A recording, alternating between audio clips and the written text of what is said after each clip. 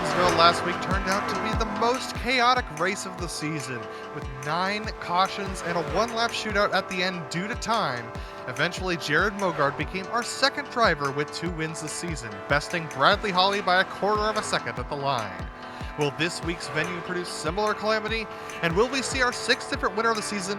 We'll find out soon as we get ready to watch the penultimate round of the Precision Racing League NASCAR Truck Series, sponsored by Diecast Kings. And you'll see it all live here on the Global SimRacing Channel. Hi, I'm Adam Lindgren, and joining me in the booth is Chris Phoebe. Our director tonight will be Sean Crackers Ambrose, and he's using cameras provided by the great Dougie Beard. The Charlotte Quad Oval is our setting for tonight's race, with the PRL trucks visiting NASCAR's home track for the first time this season. To find out the particulars of this beloved track, let's send you down to our track guide.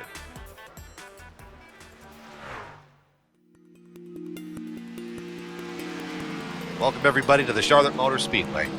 Even though it was built more than 4 decades ago, drivers still love to race at this 1.5-mile quad-shaped oval. Located just a short 13-mile drive from downtown, Charlotte also shares a similar track shape to what you would see at the Texas Motor Speedway and the Atlanta Motor Speedway as well. Despite turns 1 and 2 having the same banking as turns 3 and 4, the two ends of the speedway could not drive any different. Turn 1 and 2 are much more of a sweeping corner, really carrying the speed down into the corner and trying to get that hole shot out of turn 2 down the backstretch. Turns 3 and 4 drive much tighter than 1 and 2, really having to get the car to rotate in the middle of 3 and 4 to make your entry and your exit point. Getting a lap in around here in one piece usually requires some calm nerves and a patient foot. Charlotte was one of the first speedways to install lights around the facility, giving night racing a whole new berth. Charlotte is also known for its place in the perfect day of racing every Memorial Day, acting as the caboose after the Monaco Grand Prix and the Indianapolis 500. If Daytona is the pinnacle of NASCAR racing, then Charlotte has to be just a bumper behind. Fans flock to the largest sports facility in the Southeast and NASCAR's home track. This has been our guide to the Charlotte Motor Speedway. Sit back and enjoy the show.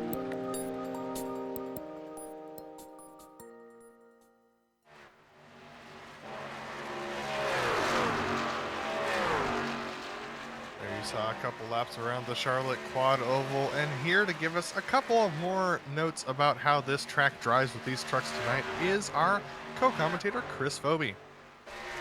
Well, as has kind of been the name of the game for this entire truck season, the main thing that these guys are going to want to do is keep the momentum up and keep those trucks wound up. There's a lot of room for racing out here at Charlotte Motor Speedway. This track has been through many different iterations over its time in existence. But look for this one to be a race to the top, so to speak, with these drivers trying to keep the momentum wound up and trying to keep these trucks going as quick as they can. Yeah, definitely multiple lanes are viable, but that top lane does seem to carry a little bit of momentum around here. We'll see how they drive around this track.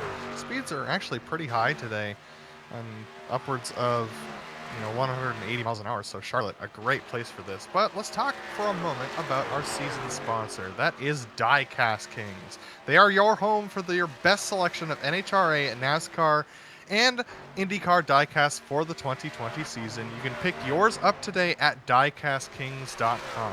We also have that league sponsor as usual.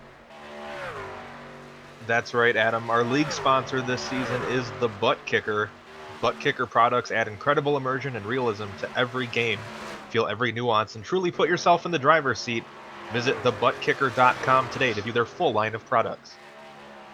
So we had a chaotic race last week, but Bradley Holly did come in second, so that means he retains the lead of the driver's standings, and he has actually mathematically clinched the championship. So Bradley Holly will be your champion at the end of this season. Brendan Chatley, 45 points behind. That is 3 points too far adrift in order to catch him by the end of this season. With Paul Williams, 55 points behind the lead, so he might be able to jump Brendan Chatley if he has a good race here. Thomas Sink and Rob Haynes are also well within striking distance as well, so those bottom 4 positions we could see swap quite a bit in these last 2 races. But one championship that is not sewn up yet is the team's championship, Chris. That's right, Adam. The team's championship not yet locked up, but it is heading in that direction with the ButtKicker Ramrod squad still out front. The Rescue Racing Puppers are still hanging on to that second spot, and they have the 24/7 racing crew breathing right down their neck. A little bit further back is the Whataback Back Row Racing Squad, and unfortunately losing touch to the top four is the Riding Shotgun Motorsports team, 145 markers back in fifth. Definitely. So, once again, for those of you who are new to the series or maybe new to iRacing in general, we say hello to all of you. This is round 9 of 10 of the PRL NASCAR Truck Series. They are going to be racing in the NASCAR Gander RV and Outdoor Series trucks tonight here. They've got 80 laps or 1 hour, whichever comes first. They only have 24 incidents to play with, and they have no spare trucks, so they have to deal with any damage that they pick up on the track. Fixed setups for these guys, so it's all down to how they drive those things around. With 100% fuel in the tanks, that means they're going to be pitting at about the same time that they normally would in a real-life race. And this is going to be an interesting race for sure. A couple of interesting things to note before we get started, though. Our winner from last week, Jared Mogard, got actually penalized for starting one of the restarts under 40 miles per hour, which is which goes against the PRL Racing Code of Conduct for controlling a restart. Because of that, and one of the cautions that was deemed his fault, he will have a one race suspension, which means he will not be racing tonight. Another driver joining him due to having too many cautions attributed to him for fault will be Mark Kalin. So Jared Mogart and Mark Kalin will not be racing tonight. Yeah, a race like Martinsville, unfortunately, kind of is a breeding ground for drivers to be put in that kind of position. There was a lot of physicality last week, and unfortunately, some people stepped a little bit over the line. And so, big respect to the Precision Racing League for making the most of their rule book and keeping these drivers accountable for their actions. Still a plenty good turnout tonight. 26 trucks here as we still have 2 minutes and 40 seconds left in practice. We're taking a look at Adam Young there in the pits, driving for that Riding Shotgun Motorsports team. And yeah, this is a very interesting track, especially for these trucks. They do carry high speeds, but like you said, these trucks are very momentum based. So, you know, Chris, when they go into these corners, if they get held up at all, that's going to make them lose a lot of time down the straights. Yeah, anytime you have to break forward momentum, whether it be to hit the brakes or even just let off the gas to slow down to avoid an incident, you're giving up that momentum, and it's not something that you're going to be able to get back right away. You can't just put the pedal down and get going. It takes you a lap or two to recover from any little break in that momentum. You're going to see people defending different lines around here. That's just Tristan Callahan in the John Deere truck that we're taking a look at, that 77 machine, getting past, well, almost past. I've noticed that a little bit here, Chris. I'm just going to break from that last topic I was about to go on and switch over to this new one. A lot of drivers are having trouble exiting four. It looks like these trucks get extremely tight on the exit of that corner in the middle of these runs. Well, I think most iRacers have at least a relative experience with Charlotte Motor Speedway due to its position in the rookies' street stock schedule for official races that you need to get bumped up to your D license. So everyone that iRaces should be familiar with this track. And one of the spots that's really difficult on this track is coming off of turn 4. The truck, or whatever vehicle you're driving, in this case it would be a truck, really has a tendency to get away from you. And with the kind of speeds these guys are carrying, it's going to happen a lot more severely. And when you add in the fact that we are in more of a twilight setup, the track will be cooling off and a little bit of that grip may be going away. Taking a look at this awesome onboard shot that we have from the helmet cam of Baron Hilton as he's chasing down Adam Young up ahead of him. We have Matthew Aubrey and Josue Telez in practice sitting in behind them as well. Baron Hilton down in 13th spot, but look at him manage the truck as he goes through these corners. You saw it there on that last lap that we rode on board with him, and you just have to be very gentle. We're noticing that as they come out of the corners, the banking really drops away severely here at Charlotte, and that could lead to a loose car depending on how you're taking that corner as well, a loose truck rather. So these drivers have a lot to contend with here as we get into the last 15 seconds of practice. Yeah, this track is deceptively difficult to drive, and as such, we're going to see a lot of different issues like that kind of creep up throughout this race, especially when we deal with maybe tires going away at the end of a run like that. All right, so as practice winds down and we dive into qualifying. Chris, this looks like we're headed towards a night race here. It's going to look like it's 7:15 in virtual standard time right now. As we jump into qualifying, looks like it's going to get a little bit brighter out there. So as they get into qualifying, or is this one of those qualifyings that you want to wait a little bit before you get onto your lap, or is this one of those qualifyings where you want to go as soon as possible? I think it's definitely going to be one where they want to wait till a little bit later on to get their lap in, as the sun's going down, the track is cooling off, and a cooler track is a faster track. So they're going to want to wait pretty much as late as they can.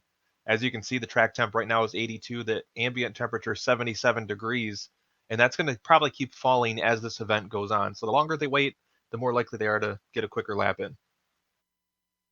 Yeah, it looks like that temperature is definitely going to plummet. This is actually taking place on virtual date of May 16th here at 7:20 p.m. So it's a little bit in the springtime, so we're going to have a little bit of heat that is going to linger, but we'll see that plummet, especially towards the end of this race, as we watch a couple of the different trucks come around now. This is Austin Hunter, who just came off, or John LaBaff, rather, who just came off of turn 3. He's on his first lap. As we start going around, we're going to see what a competitive time is as they start to cross the line. And it'll be really interesting to watch the line these drivers take on their first lap when they're trying to get that momentum built up. When you only have 2 laps, it's really important to get that momentum as much as you can in the first lap. You'll see a lot of guys riding around the wall on their opening lap. John LaBaff up to the top of the 30.251. Austin Hunter slotting behind him, and Adam Young, the next one to cross the line, but he's a little bit off pace right now. Dominic Bagin's going to come across the line now with a 30.068, so that'll jump him up to the top of the board by about 2/10. So already we're seeing varying lap times here and varying lap strategies. John LaBaff finishes his second lap, and it will not be faster. So he unfortunately, it will be faster. But he gets ousted by Austin Hunter on his second lap. JR Bash coming across, he's going to drop down to 5th position on his first lap. And Daniel Knight comes across, and he's going to take the provisional pole right now with a 30.039. Yeah, Daniel Knight's been one of our superstars of qualifying in this season. He has been very quick when the stopwatch is out. Nicholas Hunter coming around for what will be his first time lap in that 109 truck with the Rescue Racing team. And Daniel Knight coming around for his second lap. Wow, significantly faster. And if you think that .089 that he has over Dominic Bagin is significantly faster around a track like Charlotte, that actually is a big gap. Baron Hilton coming around for his second lap, and he will improve and jump up to 5th position. But Daniel Knight right now with just a small lead over Dominic Bagin for that provisional pole. You know, it's funny, Adam, when we talk about the differences in qualifying for these drivers, fractions of a second, that's literally the time it takes you to blink your eyes, and that's the difference between the position here. Absolutely. We saw a finish earlier today on the GSRC that was exactly the timing of an eye blink. And we're seeing qualifyings that are just that close as well. Mike Richter coming across, that's going to be starting his first flying lap. Tristan Callahan on his first flying lap, he gets a 30.233. Unfortunately, it's only good enough for 12th right now. Nicholas Hunter, though, does a pretty good lap. But Bradley Hawley has just finished his first lap, and that's good enough right now for provisional 3rd position, as Colton Lane actually jumps both he and Dominic Bagin up to the 2nd position with a 30 flat. Yeah, these times are coming in hot and heavy now, and they're getting even quicker. Daniel Knight's got to be a little bit nervous down there on pit road. Bradley Hawley just came across for his second lap, only good enough for 3rd position one more time, so he's going to have a 30.015. Colton Lane came across with his second lap as well in a... Brett Adams coming off of turn 4 got loose, as we've talked about, and Josue Telez looks like he might have hit the wall on his second lap as well. So quite a few drivers struggling a little bit with these later temperatures. And as it gets darker, does that mean they're going to get tighter, Chris? That's definitely something that can be expected. With the temperature going down, these trucks are going to get a little more difficult to drive. Well, it's definitely going to make for some interesting racing as we get further on. Matthew Aubrey coming across the line for what will start his flying lap. Adam Zemke coming across a 30.112. That was good earlier on in the session, but now it's only good enough for 11th. That's going to put him down in that position. Charles Sumner ducking off of the pit lane. So it looks like Matthew Aubrey's our only real running truck at the moment. Yeah, we'll see what he can do, but a very impressive lap by Daniel Knight to set pole with a 29.980, only driver to break into the 29-second bracket. Absolutely, and he will be the top of our grid. Daniel Knight taking that pole position over Colton Lane by just 0.029 of a second, with Bradley Hawley falling into line first car, second row back, with Paul Williams outside of him. Josue Tellez will line up behind Bradley Hawley, with Dominic Pagine lining up behind Paul Williams. Then we have Tristan Callahan in 7th with Blaine Adams in 8th, and row 5 will be rounded out by Austin Hunter and Thomas Sink, your last of the top 10. As we head into the second half of the grid, Adam Zemke will be on position number 11th with Adam Young outside of him. Brendan Chatley will make up the inside of row number 7 with Baron Hilton to his outside. Row 8 is going to be Mike Richter and Charles Sumner, with Stacy Hunter and Brett Adams in row number 9. 19th on the grid will be John Labath, and then Adam Shane will complete your top 20. 21st will be Brandon Walter, followed by J.R. Bash. Then we have Nicholas Hunter, our last driver, to set a time.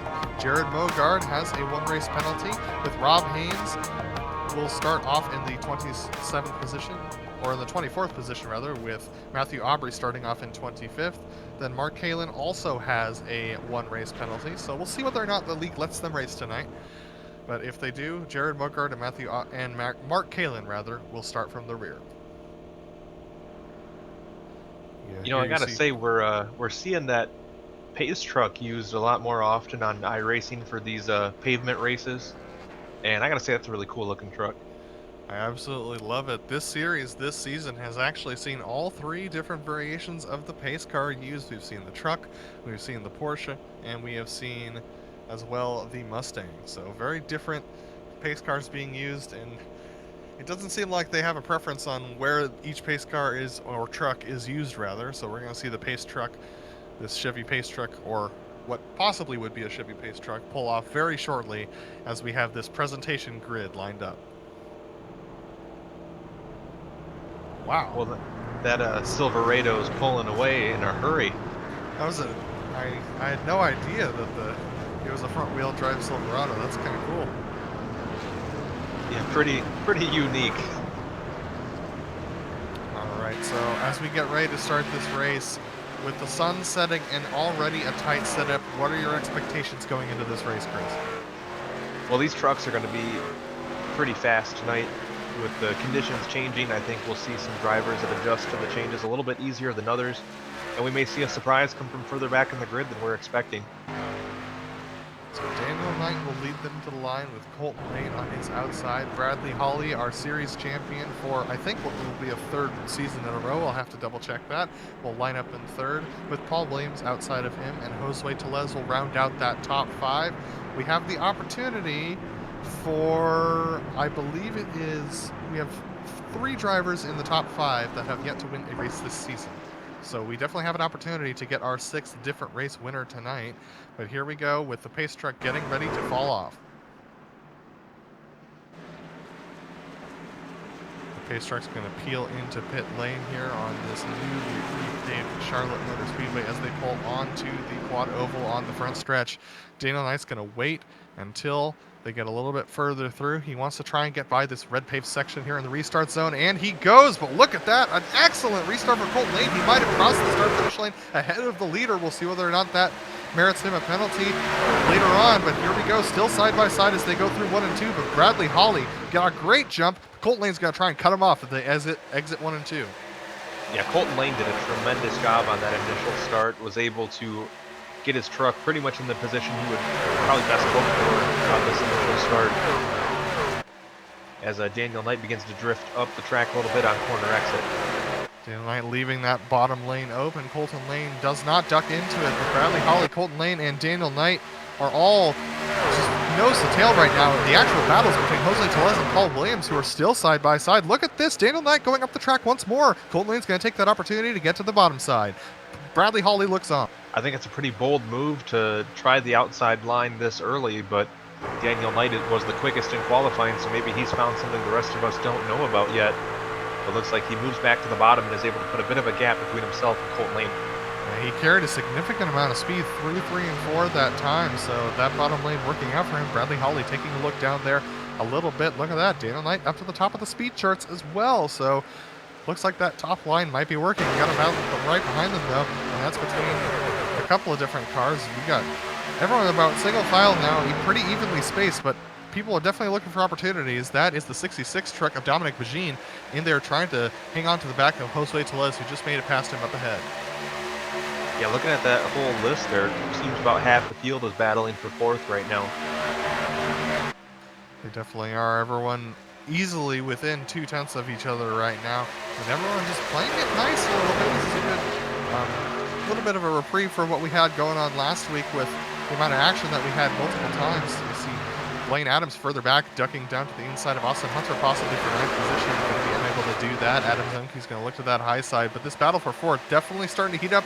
And wow, that was a very high line there from Josue Tellez as he was on the back of. No, that was not Josue Tellez. That was Paul Williams. That went a little bit high on the exit of 4. Yeah, gotta love those team paint schemes that are playing havoc for us up here in the booth. But yeah, Williams is definitely one that can run a little bit differently than the rest of the field. He's a pretty aggressive driver out there, so he makes the moves that he feels like he needs to defend his position. So as we continue on here, the 66 truck right there of Dominic Bajin putting a lot of pressure on Josue Tellez there for that fourth position.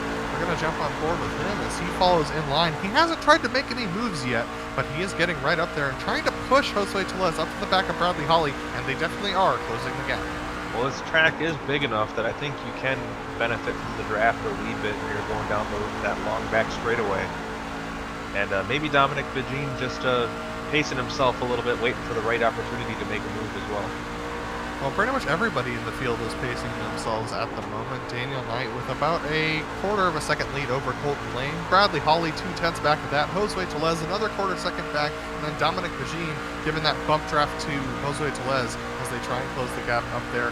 The top 5, they're within 1 second of each other. Another thing to think about too is after last week's race at Martinsville, I imagine race control maybe had a couple strongly worded messages to some of these drivers to keep it calm and keep your head on straight.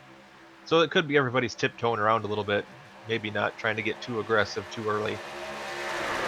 One driver I saw a little bit earlier on who ducked down to the bottom of the track and actually pulled off, lost a couple of positions, was Thomas Sink. He's now dropped down to the 13th position, and he's trying to recover his way back up. But Thomas looked like he struggled a little bit on the start, maybe missed the shift into 4th gear going around 1 and 2. He had to drop to the bottom of the track and lost a couple of positions. And that's not something that's terribly hard to do at this track, especially with the quad oval configuration. When you're coming down for a start, it's a really awkward angle with the double dog leg there on the front straightaway. Yeah, we have a couple of different movers and shakers starting to happen right now. Tristan Callahan is actually getting passed by Austin Williams for that 7th position. Austin Williams down to the bottom side. Tristan Callahan stuck on that high side. Right behind them, we also have Blaine Adams, who's trying to duck to the bottom, or rather Mike Richter trying to duck to the bottom of Blaine Adams as he tries to go by. Look at him push up the corner a little bit here as Blaine tries to get down to that bottom side as well. So these two guys side by side as they exit 1 and 2 as well. And behind them, Adam Young is starting to go backwards a little bit. A lot of these drivers really putting some faith in their competitors out there.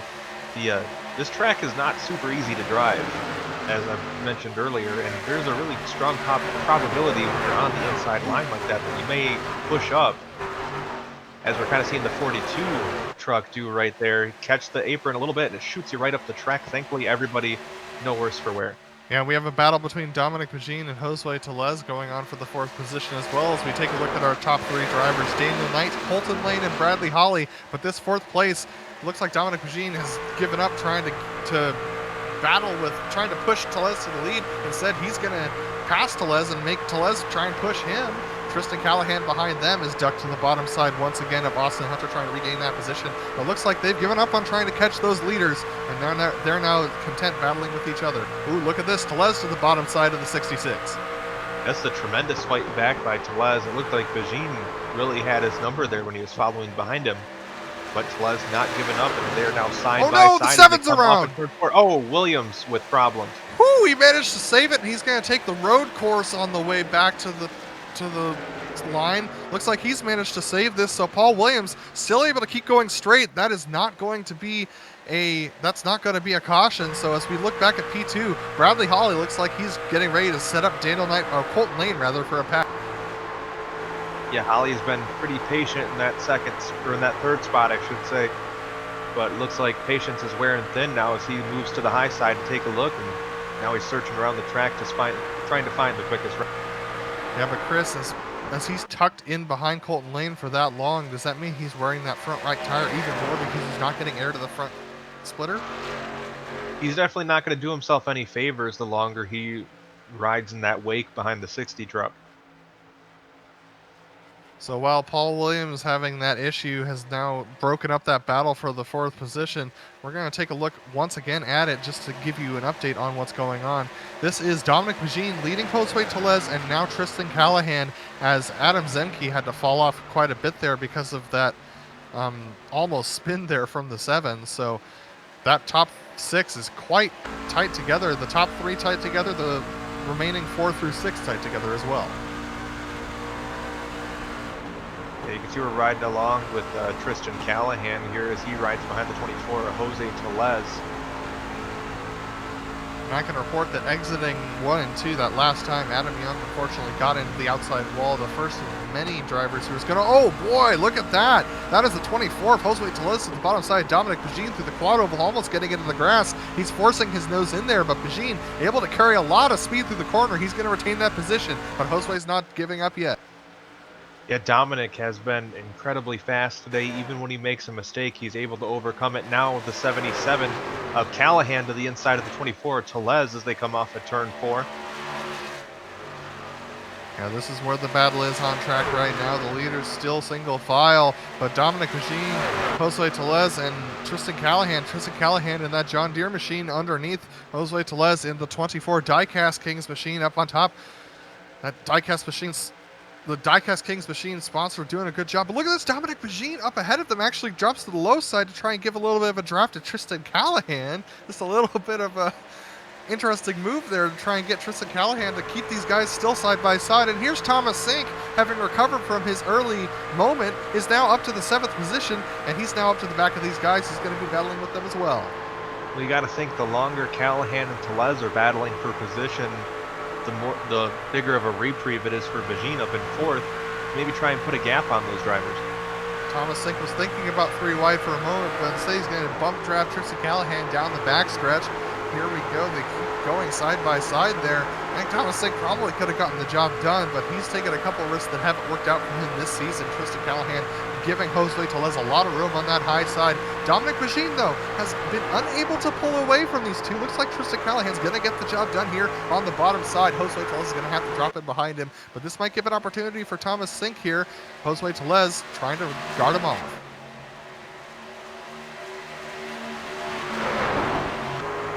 Jump up to the lead battle here as Colton Lane looks like he's getting a little bit tight on the exit of 3 and 4. This is going to allow Bradley Holly to the bottom side, Holly up to the 2nd position. So Colton Lane, he was getting very close to the back of Daniel Knight, but he just got into the aero push zone right in behind him and was unable to stick with him. But now Colton Lane coming back possibly at Bradley Holly. He looks to the bottom side and thinks better of it. He's going to stay in line and push Holly through 3 and 4. Yeah, Colton Lane had closed in to maybe a quarter of a truck length between himself and Daniel Knight for the lead, but unfortunately that big moment off of the corner there is going to make him give up the position to Bradley Holly. But now it's almost a half-second advantage for Daniel Knight, who has been just incredibly fast so far tonight. So while these two seem to have sorted things out for the moment, the battle for fourth position has not sorted itself out. Tristan Callahan has actually moved his way up to the fourth position. Thomas Sink trying to follow him his way through as they went below Dominic Pagine, and he's going to do it. Thomas Sink moved up to the fifth position now, with Dominic Pagine relegated back to sixth. Josue Teles has also fallen back to the seventh position, and that's about a third of a second back to Brendan Chadley. But look at this, here comes Thomas Sink down to the bottom side underneath Tristan Callahan. He's going to try and move a slide job on Tristan. Tristan gets a little bit of contact on that front left. That's going to make Dominic Machine get pushed by Josue Teles behind them. They're going to try and get past that 77 machine. Nothing doing this time. Tristan Callahan slots in down. You know, they say a driver is a completely different person behind the wheel when they get angry. And Thomas Sink definitely not happy about having to move towards the back of the field on that start because of whatever happened to him that forced his hand. And now he's been driving like a man possessed, cutting his way back through the field to get up to the fourth position. Yeah, one driver really struggling right now, though, is Dominic Pagine. Dominic starting to fall back significantly. Josue Teles, look at him move up. He's going to move to that inside. Look at that. There is a little bit of front right damage on Dominic Pagine's truck, and I think that he might have clipped the outside wall, which might be why he is down on top speed. Yeah, you can see it there on the camera, and that is definitely a reason to be slow here at Charlotte with the aerodynamics a little bit goofed. And again, there's absolutely no shame in clipping the wall out of one of these corners here at Charlotte Motor Speedway. This track is incredibly difficult to drive out of the corners, and unfortunately Pagine was a victim of that. Chris, if I was Josue Teles right now, I would be backing off just a little bit and trying to get a longer run on Dominic Pagine, but he's going to try and look to the bottom side here on the quad oval. Dominic knows the game is up. He's going to try and he's just going to let Josue Teles get down to that bottom side, but Brendan Chatley's just too far back to capitalize. He was right on the back of Josue Teles a little bit earlier, but now he's going to have to make the pass on Dominic Pagine anew. I gotta say, Teles, a pretty bold move there to clear himself off the nose of the 66. Did not think from that camera angle that he was going to be clear. I thought we were looking at maybe a trip into the wall for the 24. Well, now that they've cleared themselves past Dominic Pagine as they run, Daniel Knight currently leads by almost half a second over Bradley Hawley in second. Then Colton Lane is actually getting very close to the back of Bradley Hawley. He's still not making a move, though. Thomas Sink is in fourth, then Tristan Callahan in fifth. Josue Teles, the driver on screen, who's actually about to get passed now by the 59 of Brendan Chatley, who goes to the bottom side. So it looks like those drivers who have been aggressive a little bit earlier, just like many of the races we've seen this season, are paying the price a little bit further into the run. Yeah, I don't know if it's reflective of the updated tire model or just how much it matters with tires. But these guys that are really on it and really pushing in the early runnings do definitely pay a price. And you see drivers that have taken it a little bit easier on those tires really seem to capitalize and take a lot of track position as we head towards pits. Yeah. And this is a great battle we're seeing here between Brendan Chatley and Josue Teles, swapping positions lap after lap. They're doing an excellent job, but at the same time, they're getting caught by Dominic Pagine. But look how close Colton Lane is behind Bradley Hawley. We're going to jump on board with him and see how he's dealing with this pressure. I think he's trying to push Bradley Hawley up to Daniel Knight. I wouldn't doubt that one bit. Colton Lane is a different kind of dude behind the wheel sometimes. And he'll make those moves where he just kind of nudges somebody else into fighting the battle, and then he'll try to pick up the scraps. These drivers lifting significantly through the corners here. Colton Lane having to get off it a little bit more than Bradley Hawley there because of his position right tucked in behind Bradley. Those front right tires are starting to burn up here, Chris. That is for sure. These guys have put a decent amount of laps on those tires. The handling has definitely started to go away, and these trucks are going to become an even bigger handful to drive. So this battle for those top three positions looks like Bradley Hawley's definitely caught on to the draft of Daniel Knight. He's definitely trying to claw his way back up there. Daniel Knight has actually increased his pace a little bit in the last couple laps to try and compensate for the fact that Bradley has clawed his way back up to the draft. So Daniel Knight, Bradley Hawley, and Colton Lane, your top three. Thomas Sink in fourth, about 4 seconds back, followed by Tristan Callahan. Then it's another second back to Brendan Chatley. Then we have Charles Sumner, another second and a half back at them, who's got a major train. And he's definitely getting a lot of pressure. These 4 trucks down to 10th of Adam Zemke are nose to tail. And how about that 98 of Charles Sumner up in the 7th spot? A very quiet race for him so far. Probably one of those drivers that has let their tires rest a little bit earlier on in the run, and he's making the most of it here as we get closer to pit stops. And speaking of pit stops, we have our first taker. Paul Williams, who we saw have that problem earlier on, has come to the pits. So that's an interesting development that we're seeing. But now we've got a side-by-side battle with Dominic Pagine and Adam Zemke that you saw going on there. But here's Paul coming into pit lane. He's definitely going to take tires here. And wow, look at this battle. It is very dangerous there. Tellez almost lost it there coming through the quad oval. Yeah, that's one of the trickiest spots on this track to try to make a pass. So obviously a very motivated driver behind the wheel to try to make a move there. He had to get out of the throttle quite a bit there, getting loose coming through 3 and 4. So here we go, riding on board with him. We're going to see these trucks really starting to behave poorly. Look at him go up the hill. He has to get off the throttle again. That allows Adam Zemke to get by and Dominic Pagine as well. So expect Jose Tellez in the pits for some further tires any moment now. And we talked about that as the racing goes on and the temperature changes. These trucks are going to get hard to turn. Speaking of temperature changes, it actually has not dropped much at all. It is still 84 degrees out there on track, even though it is now half an hour later than qualifying. So still an air temp of 76 degrees, partly cloudy. We haven't had direct sunlight on this track all day. Well, all day that we've been here, rather. And the wind with no factor is not going to be affecting these drivers either. Another driver who has taken to the pit lane is Mike Richter in the 51 truck. He's our second taker on pit lane. But now we're starting to see these gaps spread out a little bit in the midfield as these tires start to wear. But what's not spreading out is the lead. It is getting significantly closer between Daniel Knight and Bradley Holly. Yeah, as we inch closer to pit stops for the leaders, you can see Bradley Holly really turning up the wick and really putting the pressure on Daniel Knight. Yeah, it looks like Bradley was saving his stuff earlier on in this run. He's now got some more tire to use here as Daniel Knight looking like he's doing a good job holding that bottom lane, but Bradley Holly is able to carry more speed through the corner. So this means he's continuing to close that gap a little bit.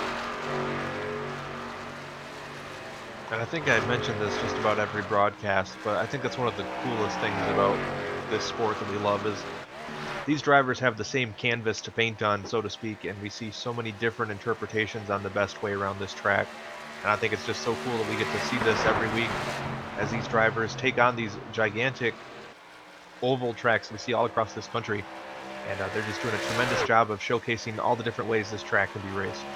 That's another reason, one of the reasons why I do enjoy fixed setup series is because it does show you which drivers can take a better opportunity. But ooh, here's our first top 10 driver into the pits. Brendan Chatley has decided to drop out of 9th position and come into the pit lane. So he is our first driver from further up in the pack who has decided to take to the pit lane here. It's kind of unexpected from what I was thinking was going to be happening with the upper level drivers for pit stops. I was really thinking it was going to be somebody maybe like Tellez that's dropped back quite a bit from where he was running. Well, based upon my personal driving style, if I was up here with Daniel Knight and okay, just more pit stop takers. I saw some very big speed differentials, but if I was up here with Daniel Knight and Bradley Holly, I would actually go as long as I possibly could on this run, because I would want a lot of speed in the car later on in the race, and I just enjoy passing people who are on much older tires than me. But that's a personal preference thing. It might not be the best strategy, and the one person I look to when it comes to good strategy for these races is that driver in second, Bradley Holly, our 3-time champion. I like the fact that you think long-term with your strategy, Adam. I think if it were me out there, I would have probably already crashed out.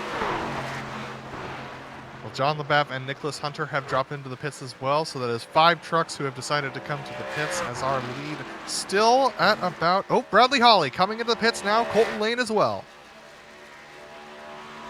Yeah, I would have expected him to stick it out a little bit longer, kind of like you were saying, Adam, but Bradley Holly a pretty good strategist here in this series. Yep, so like I said, I didn't know whether the strategy was right. Turns out it probably isn't. We're going to see whether or not this works out for him, though. Daniel Knight staying on track, but we have seen the undercut be extremely effective in this series in weeks past. Colton Lane having to take a very interesting angle of entry into his pit box because of Bradley Holly sitting in right behind him, and he's going to come in up a couple of seconds later. Daniel Knight, though, coming in immediately following these guys, so it's going to be a race on and off pit road. Daniel Knight not giving them the opportunity to get much of an undercut here. He's in the next lap. Now, do you think this was his plan all along to pit around this point, or do you think he's just responding to what the trucks behind him did? Regardless of what his plan was, you have to respond to Bradley Holly whenever he comes into the pits. The man is so strong on fresh tires. So here we go.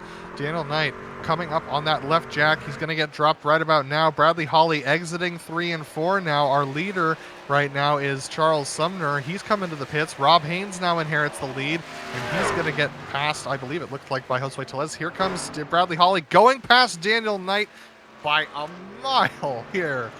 The undercut working with great effect.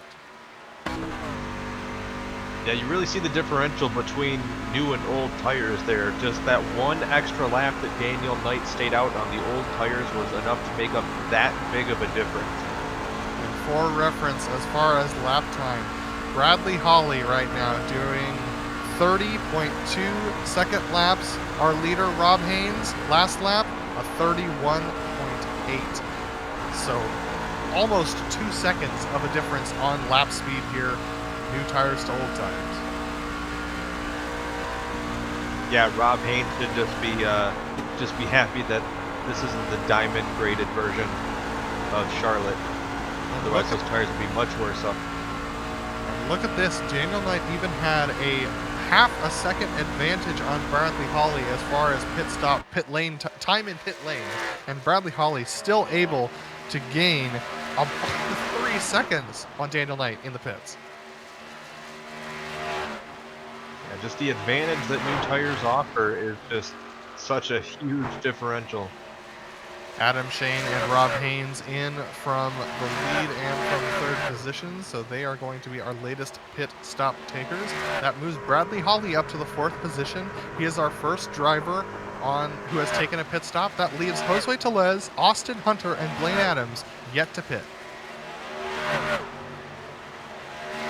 And looking at the differential there, it's not a super huge gap that Hunter and Adams seem to have over the trucks that have already pitted. So maybe staying out isn't going to be the best move, but it could maybe net some track position here later on. About 7 seconds from Blaine Adams in 3rd, who has not yet pit, to Bradley Holly in 4th, who is our first driver who has pit. Josue Tellez exiting 4 now. He is coming into the pits. No, he is not. Oh, that is contact into the wall from a driver behind him.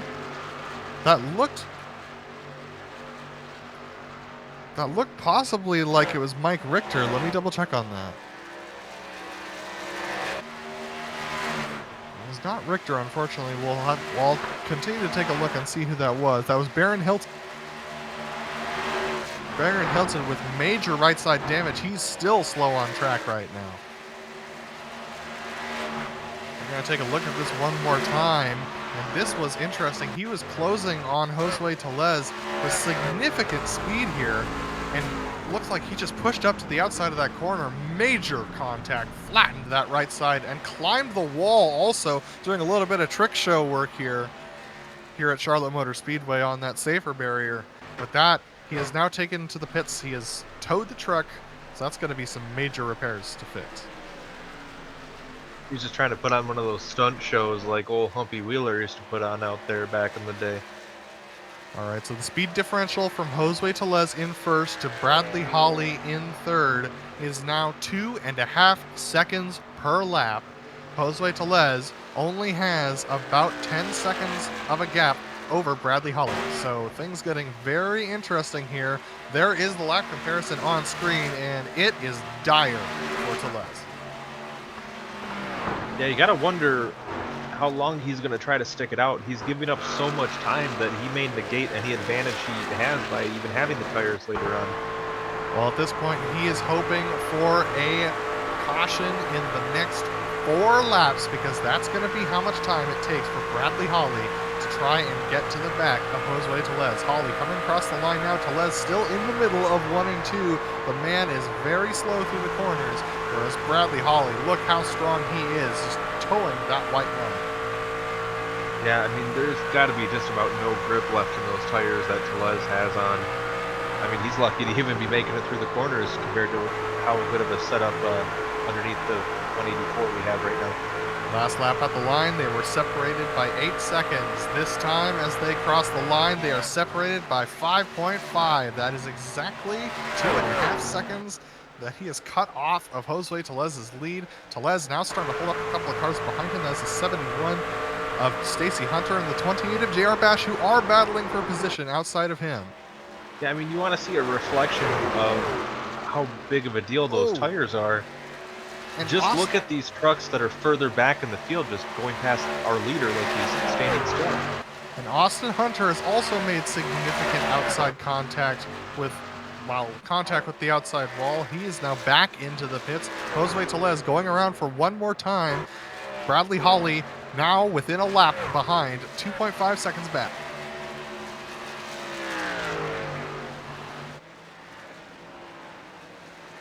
Yeah, Holly now getting to about 2 seconds away as Tellez now finally coming to pit road.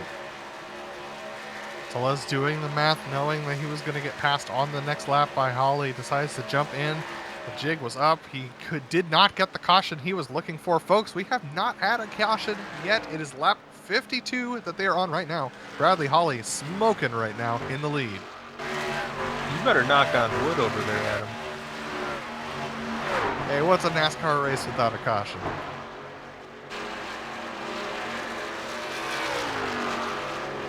Well, you know, we could just start adding quarters or stages to this one if you'd like.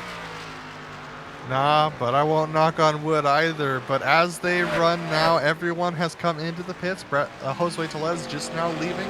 This means that the field is Bradley Holly leading right now by 2 seconds over Daniel Knight. It was 3 when they left pit lane, so Daniel is pushing. Thomas Sink has moved himself up into 3rd position after the pit stops, just recently passing Colton Lane for that 3rd position. Colton now down in 4th, with Tristan Callahan in 5th spot in that 77, being chased down by Brendan Chatley. Most of our battles have dried up, but the battle for 10th is hot between Brandon Walter and Rob Haynes. These two guys going side by side as they exit 3 and 4, and this is just a difference in tire wear. Rob Haynes with 3-lap newer tires than Brandon Walter, who he just passed. I gotta say, it's enjoyable watching these guys kind of juke and jive around this track. I mean, there's just so much room to battle out here in Charlotte, and maybe we don't give this track enough credit for being a good racing track. Well, ever since the new tire model has come out, the races that I've commentated here have been fantastic to watch. As we're riding on board right now with Brandon Walter as he's looking at the back of Rob Haynes, who has been able to pull almost a second gap over him at this point. And that just shows you how important those new tires are. So yes, even though Josue Tellez rather did come into the pits and lose a lot of time, we're going to take a look at Zemke rather.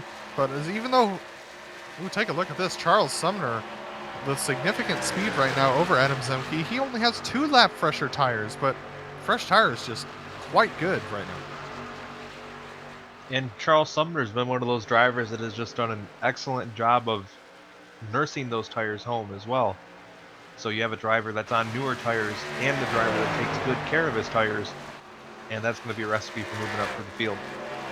Our first driver who took a pit stop was Paul Williams. He is now in 10th position, but he is lapping 1 second slower than the rest of the field. But interestingly enough, one of the drivers who is lapping almost at the same pace as him, Bradley Holly, in the lead of the race. I highly doubt that Bradley cannot up the pace, Chris, but I think he is measuring the pace and letting Daniel Knight get close, and then maybe he'll turn up the wick a little bit later.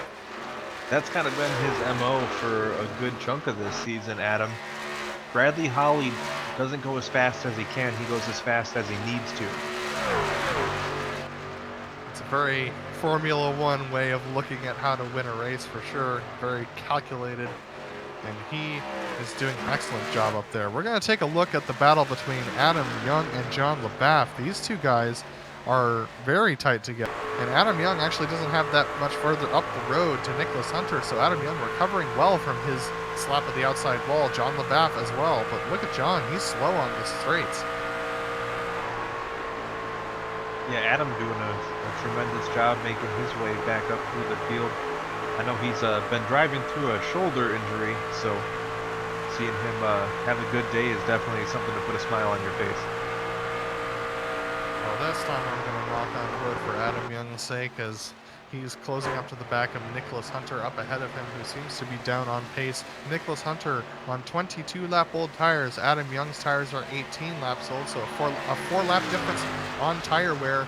And you can see it just now. The speed difference is about 0.3 of a second per lap.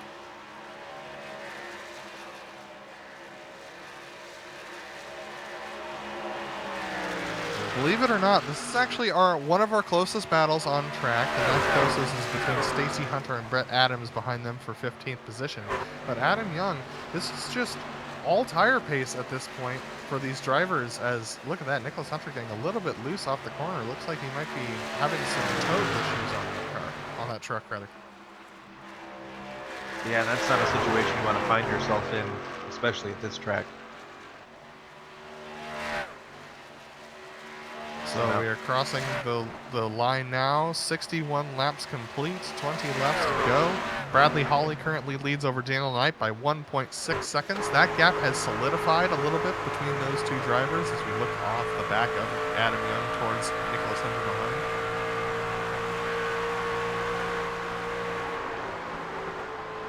And how about that really cool dynamic sky we have here on the iRacing service?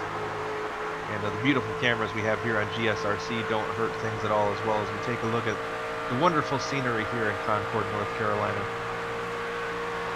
Yeah, Dougie Beard definitely doing his best work these days. Fantastic job for him. Well, we're going to jump up to third place. This is between Thomas Sink and Colton Lane. Thomas passed Colton just shortly after the pit stop cycle, and Colton now clawing his way back. They have the lapped truck of Mike Richter up ahead to contend with, but Colton Lane has decided it's go time and he wants to move on Thomas Sink.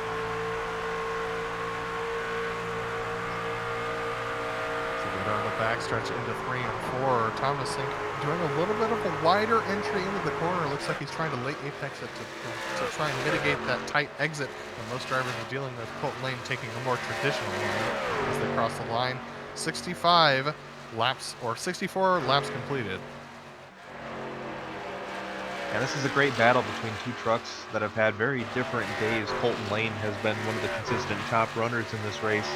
And Thomas Sink, a driver that's been fighting from underneath, trying to get his way back up through the field.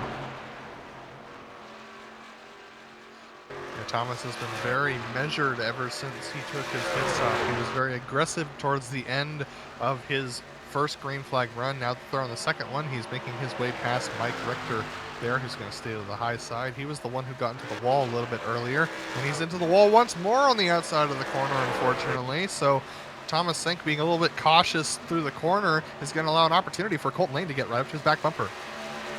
Yeah, one thing that makes it very hard to defend your position is when there's a vehicle in front of you that's riding the wall. Ooh, and you saw Colton Lane actually got all the way down onto the apron there. That might make things a little bit difficult for him. He managed to keep that out of the wall, but that's going to lose him the time that he gained due to Mike Richter making a little bit of that mistake through 1 and 2 last lap. But he's going to have to try and claw that back as the sun reaching such a beautiful point now. The sunset absolutely gorgeous in these partly cloudy skies. The track temperature still staying consistent at 84 degrees as we have crossed 8 o'clock virtual standard time here. Colton Lane trying to get to the back of Thomas Sink. And the laps are really starting to wind down here, Adam. I imagine the intensity should start picking up here soon. But these drivers so far all playing nice. Take a look at this battle here between Rob Haynes. He got past Adam Zemke there. Looks like he's having a little bit of connection issues here, but Adam Zemke, he's starting to fall back a little bit. His tires are only 3 laps older than Rob Haynes, but there's that differential in speed once again. And speaking of drivers whose tires are new, Josue Tellez, after pitting from the lead of the race, is still one lap down in 23rd spot. And if you think he's got the lucky dog, he has a long way to go. He has 6 drivers to try and make his way past. We're going to take a look at P3, though. Colton Lane very close to the back of Thomas Sink now. Yeah, Colton's recovered from that little issue he had off of turn 4 a little bit ago. Now he's going to go to the inside of the 48 of Sink. Sink going to come down, defend the position, but he's still running up a little bit higher on the track than Colton Lane is as they head down the front straightaway. Colton Lane running a dash cam just in case with this battle with Thomas Sink as they go through 1 and 2 here. Colton Lane, look at him stay about a lane up. He's actually going to push significantly wide on the exit of this corner. He's going to keep his foot in it, though, to try and maintain that momentum. Let's see how he tackles 3 and 4. He seems to like getting down to the bottom line a lot earlier than Thomas Sink, who waits a little bit later. But look at that. He clips the apron ever so slightly, and that loses him all that momentum to the corner. Yeah, he kind of runs this track opposite of what I typically do when I'm out there racing Charlotte. I like to stay towards the bottom in 1 and 2, but 3 and 4 I really like the wider exit. I feel like it makes the straightaway flow a little bit easier. I'm in agreement with you, Chris. I think that getting an early exit off of 1 and 2 can get you a really good shot down the corner, and then 3 and 4 being a little bit wider can give you a good angle off the corner that way as well. So Colton Lane trying to figure out how to get past Thomas Sink. We do have other battles going on in the race, however. We have one going on for 14th position. This is between Brett Adams, John LaBaff, Adam Shane, and Stacy Hunter. They're quite clustered up right now, with John LaBaff on the outside of Adam Shane there. Ooh, wow, Adam Shane getting a little bit loose, a little bit squeezed there as they go through the quad oval. Well, they must have a pay difference between 14th and 15th, the way these guys are duking it out for that position right now. Definitely Adam Shane being very aggressive on the back there of John LaBaff rather. Here he backs off a little bit of an earlier braking, but he carries more speed through the corner. Look at this, it just all got different lines here as they're going through the corner, all with different strategies on trying to figure out how to get this race done better. Adam Shane looking to the outside now, trying to maybe carry a little bit more momentum going through 1 and 2.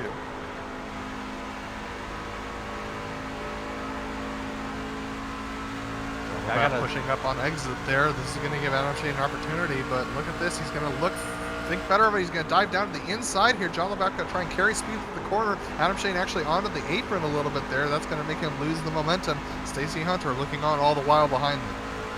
That was a pretty cool looking crossover move there, but unfortunately maybe a little bit too late down the straightaway. Yep, that's exactly what I was thinking, Chris, with Adam Shane just a little bit too late there on the move, bled off a little bit too much speed with that aggressive wheel movement. As you said, these trucks, as you've said week in, week out, these trucks are all about momentum management, and that's how you're going to make passes here, as we see a couple of drivers up ahead of them. And this is Nicholas Hunter coming into the pits, interestingly. Yeah, I didn't really expect the second pit stop to be on the agenda for anybody today. But here they are side by side, John LaBaff and Adam Shane. Adam finally got to the inside of him. And is he going to be able to hold it down that bottom side? Yes, he is. John LaBaff squeezing him a little bit. He's going to be able to drop in line. Stacy Hunter still looking on, a little bit too far back to do anything. John LaBaff looks to the bottom side, but he can't throw it into the corner. Adam Shane throws it into the corner. Stacy Hunter might be the best of all these drivers, but she has to back. Stacy rather has to back out of the corner a little bit there, trying to hold up there, make sure that Stacy doesn't get into the back of these guys. And in the meantime, with all this going on and all this battles for position, our leader, Bradley Holly, is very quickly closing in on this cluster of trucks. Yeah, and also someone who's closing into the back of Bradley Holly is Daniel Knight. He's closed it to 1.2 seconds. So if Bradley gets held up in this traffic at all, it might show Daniel Knight up to the rear bumper of him. But here we go. They're side by side once again up ahead of him. This is John LaBaff and Stacy Hunter now. And Bradley Holly's going to have to figure out where to go with all these cars up ahead. And that's the thing. You have two trucks that are in both ways to go. So if these two don't get it sorted out, it's going to cost the 184 a tremendous amount of time. Looks like they do get single file as Stacy Hunter gets ahead of the 911, but still that's going to cost the 184 a tremendous amount of time. So as Bradley Holly makes his way past Stacy Hunter, that did not close the gap much for Daniel Knight at all. Daniel still mired in behind Austin Hunter, and then he has to make his way past that battle for the 15th spot. So these drivers really starting to struggle with the lap traffic rather, and looks like Brad Adams just made his way past Adam Young.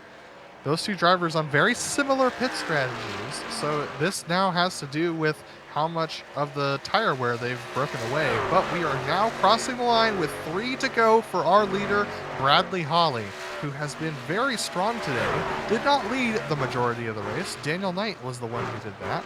But ever since the pit stops, he has had a lot of pace and has been leading for the second half of this race. Stacy Hunter taking this opportunity to draft off of Bradley Holly and really pull a gap on John LaBaff behind him.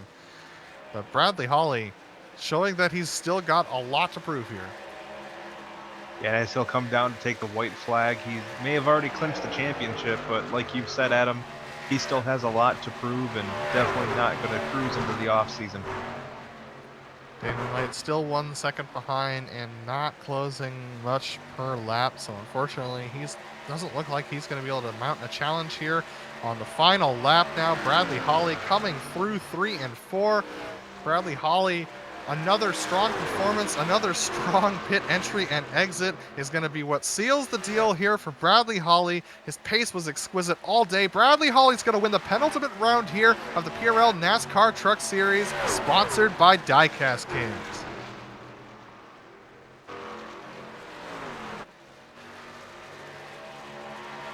Just a fantastic race from everybody. Good strategy play by Bradley Holly to get that undercut done on Daniel Knight. Bradley Holly with a really strong performance today. Daniel Knight just not enough tires to come back and get him, even though he pitted a lap afterward. Fantastic caution-free race for all of these drivers tonight. Yeah, that is for sure. After Martinsville, it was great to see these guys go wire to wire here today. So as Bradley Holly celebrates his win in the infield, we're going to take a short break here on the Global SimRacing Channel, but don't go anywhere. We will have those official results and a couple of interviews for you shortly after the break, so hold on to your hats. We'll be back shortly.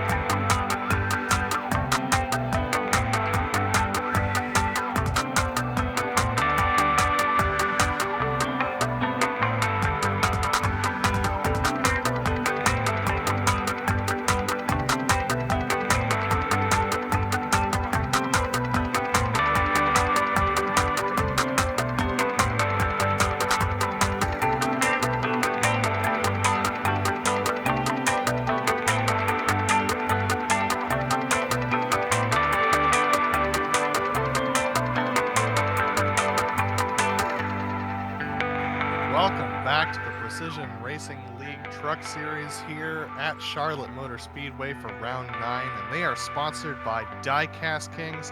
What a fantastic race we had here. Green flag from start to finish, and Bradley Holly, with an undercut move on Daniel Knight, comes home to take the win by 1.2 seconds. Daniel Knight just not enough to get back to him as the race progressed. Thomas Sink, after having what looked like a little bit of an issue to start the race, pulling off to the exit of turn 2, he was able to recover from 13th back to 3rd position. Colton Lane, unable to get past him at the end, comes home in 4th. Tristan Callahan, after having mid-pack battles all race, comes home in 5th after a good pit stop strategy. And Brendan Chatley, a consistent race from him, comes home in 6th. Charles Sumner follows him home in 7th, with Rob Haynes in 8th. Adam Zemke climbs his way to 9th, and Brandon Walter hangs on to 10th. Paul Williams comes home just outside of the top 10 with Brett Adams in the 12th position. A pair of Adams in 13th and 14th with Shane and Young, the last drivers on the lead lap.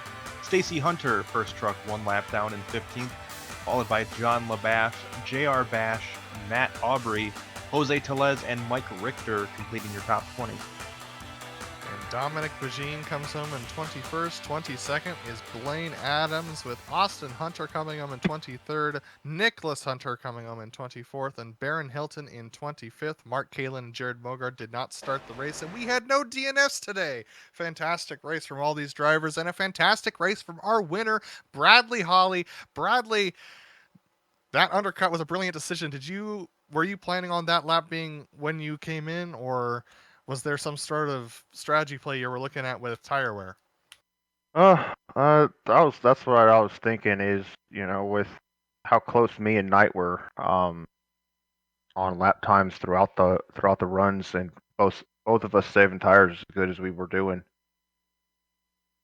I knew I was confident that if I got in a lap before he did, that I was gonna jump him, and then I could save my tires a little bit better on that second run, let him catch me a little bit, and then hold a comfortable gap.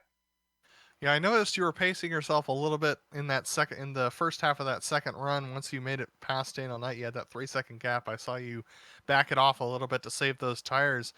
And talk to me about this race. A green flag race is not something that we're used to seeing on this series.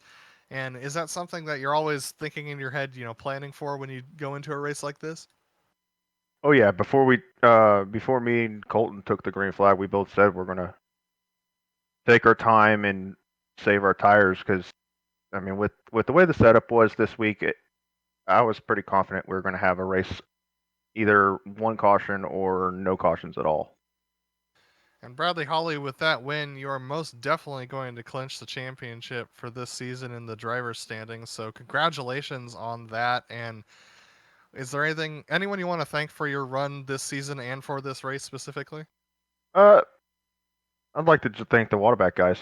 We practice week in, week out, trying to figure out what the best strategies and how to best way to manage tire wear. Well, thanks for talking to us, Bradley. We got one more round of this season here to see you on next week at the Milwaukee Mile. We look forward to seeing you then, and thanks for chatting to us as always. Thank you very much. That was Bradley Holly, our winner tonight. And next up, we have Daniel Knight, who came home in second, and he's talking with Chris Phoebe. Well, Daniel, the truck looked bad fast in the early runnings, obviously quickest in qualifying. Came up just one position short tonight. That's got to sting a little bit, but definitely a good run to hang your hat on. Yeah, it does sting a little bit, but I'm just happy I was there at the end of this one, so I can't be mad about that. I guess I need to work on my pit entry and exit there. I think that's where he got me. I was gonna say pit strategy definitely seemed to bite you there at the end. Now, do you feel that maybe you could have reeled them in with a couple more laps, or do you think you think Bradley was managing it pretty well? I'm not sure. He was holding a steady gap, and then I got him down to about a second and a half, and then I think in the closing laps there, I got him down to almost a second. So he may have just been saving his tires, but who knows? I was hoping for him to get stuck behind some lap cars and make up time that way, but he made it through them pretty well. Now we're coming up on the Milwaukee Mile to close things out this season. pretty different track from this one, but what do you think about the old track up there in Wisconsin? I like it. I definitely like the flatter short tracks in these trucks. So hopefully I can get out there and learn from tonight and maybe come with a win for the season. I've come close this whole season, but I'd like to end with one. That's one thing I wanted to touch on too. It seems like you've been one of those drivers that week in and week out, you're right on the cusp of breaking through and getting into victory lane. And I know it's got to be frustrating, but what do you think you need to fall your way to maybe break through and get the monkey off your back? Well, I think a lot of it is just I've been getting caught up in wrong place, wrong time for some things, and a lot of things is strategy and just like the pit thing. I could probably practice getting on and off pit road a lot faster and just being consistent. I think is the big thing. All right, Daniel. Anybody you want to thank that helped make tonight possible for you? All the riding shotgun guys: Adam Young, Adam Shane, Stacy Hunter, and a couple of the guys that aren't racing in the league. They're a good group of guys to race with, and they always keep me motivated when I want to quit because I'm not winning. Well, congratulations, Daniel, and hopefully we talk to you again next week. All right, thanks, man. All right, that was Daniel Knight, our runner-up finisher tonight, and I believe Adam's catching up with our third-place finisher, Thomas Sink. Yeah, Thomas, an excellent finish today, but talk me through that first lap. It looked like you had a little bit of trouble exiting 1 and 2 there. Yeah, it looks like I got the left side tires a little bit on the apron, and with the truck already being kind of free, it just started sucking it to the left. So I backed it down, figured I'd just run them all down on a long run. And then 13th up to 3rd over the course of just one pit stop. Talk me through your climb to the field. How'd you get it done? Well, the guys, as usual, were running into each other. They just, banging up against each other instead of trying to run clean laps, and I just took advantage of it and then just saved tires as much as I could. And then the other guys apparently didn't do as well, and I was just able to, knock a little time off every lap and get around them. And talk to me about the setup tonight. Fortunately, we didn't have a massive temperature drop like we thought would possibly happen here, but it looked like it was very tight on the exit of the corners there. Is that the case? Yeah, so it started off extremely loose. It was snappy loose for about a lap or two, and then it just snapped super tight, and you had to be real methodical on how you entered the corner. You had to start a little high and kind of use the throttle to arc it off and be able to get off the corner with a little speed. But it seemed like over time, at least in my perspective, once tires started wearing down, I was able just to slam hard out of the throttle, slam back into it, and it kept it pretty neutral, at least I think 30 laps after that. And once you got past Colton Lane there after your pit stop there, how hard was it to keep him behind you? Was he pushing you pretty hard, or were you both kind of pacing each other? We were kind of pacing each other. I knew Colton had damage. I was trying to save my tires and manage that gap. I know Knight just ran away. Didn't think I was going to catch him, so I figured if I stayed in front of Colton, took the air off the front of his truck, from past races, I knew over time he would fall back, and sure enough, I think he fell back like a second and a half after that. Well, very calculated and very thoughtful racing that you had today, Thomas. Anyone you want to thank? Yeah, everyone at Whataback Racing, thanks for putting in the hours and knowing what our strategies are. Brad Holly with Stars and Stripes Realty, Trading Paints, PRL for putting on a great league, and then you guys for putting on a great presentation. Just say hi to the girlfriend at home. Well, thanks for talking to us, Thomas, and we look forward to seeing you next week at the Milwaukee Wild for the season finale. Sounds good. See you guys. All right, that was Thomas Sink, our final driver today. And I believe that's going to wrap us up here for the race, so that's going to be it for us tonight. We want to give a big thank you to the Precision Racing League for bringing us on for another season, and a big thank you to this season's sponsors, Diecast Kings, as well as the ButtKicker. We want to give a big thank you to the companies that provide the software and hardware for our broadcasts, which are going to be listed here on your screen. As always, many thanks to June Lalonde, who provides our bump and music. See the screen for how to get a hold of more of her fantastic work. Thanks to today's crew, Sean, Chris, and Dougie. If you want to check out more about GSRC, including our upcoming races, you can find us at globalsimracingchannel.com. Also, check out our social media on Twitter at GSR Channel, Facebook at Global Sim Racing Channel, and Instagram at GSRC_Grand.